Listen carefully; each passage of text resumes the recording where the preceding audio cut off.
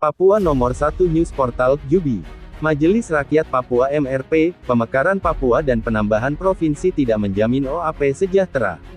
Jayapura, Jubi, Majelis Rakyat Papua menilai pemekaran Papua untuk membentuk 3 provinsi baru tidak serta-merta menjamin orang asli Papua akan sejahtera.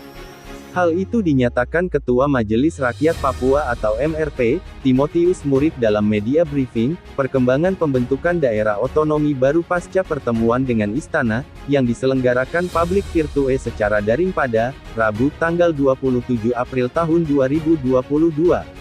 Hal itu disampaikan Murib menyikapi langkah rapat paripurna DPR RI menetapkan 3 rancangan undang-undang RUU pembentukan 3 provinsi baru di Papua sebagai RUU inisiatif DPR RI pada tanggal 12 April tahun 2022. Sejumlah 3 provinsi baru yang dibentuk dari hasil pemekaran Papua itu adalah Provinsi Papua Selatan, Provinsi Papua Tengah dan Provinsi Papua Pegunungan Tengah. Murib mengatakan saat ini sumber daya manusia Papua tidak cukup dan tidak siap untuk menghadapi pemekaran Papua. Menurutnya, tidak ada juga jaminan bahwa 3 provinsi yang dibentuk melalui pemekaran Papua akan membuka kesempatan bekerja bagi orang asli Papua. Tidak ada partisipasi masyarakat Papua dalam pemekaran. Buktinya masyarakat asli Papua di 29 kabupaten dan kota di Papua terus melakukan penolakan terhadap pemekaran, ujar Murib pada Rabu. Murib menyampaikan orang asli Papua sebenarnya ada evaluasi yang menyeluruh atas pelaksanaan otonomi khusus Papua selama 20 tahun terakhir.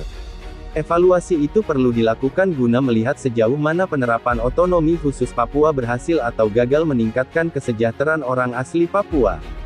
Harus evaluasi secara total dulu, katanya. Direktur Amnesty International Indonesia, Usman Hamid menyampaikan pemerintah pusat setidaknya harus menjalankan 3 kewajiban kepada orang asli Papua.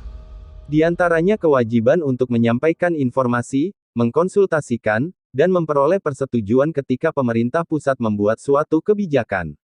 Pasalnya, sejak 2001 pemerintah pusat sudah memberikan otonomi khusus bagi Provinsi Papua. Ketiga kewajiban ini dimaksudkan untuk dapat memenuhi hak-hak orang asli Papua, atau hak asasi manusia orang-orang di Papua baik sebagai manusia, warga negara yang dijamin dalam konstitusi, maupun satuan-satuan masyarakat adat yang diakui UUD RI, kata Usman. Usman menyampaikan pemerintah harus mendengarkan aspirasi masyarakat Papua yang disampaikan melalui DPR Papua dan MRP.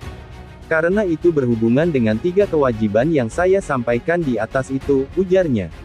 Menurut Usman, jika hal itu tidak dipertimbangkan dengan baik oleh pemerintah, pihaknya khawatir akan terjadi eskalasi kekerasan di Papua.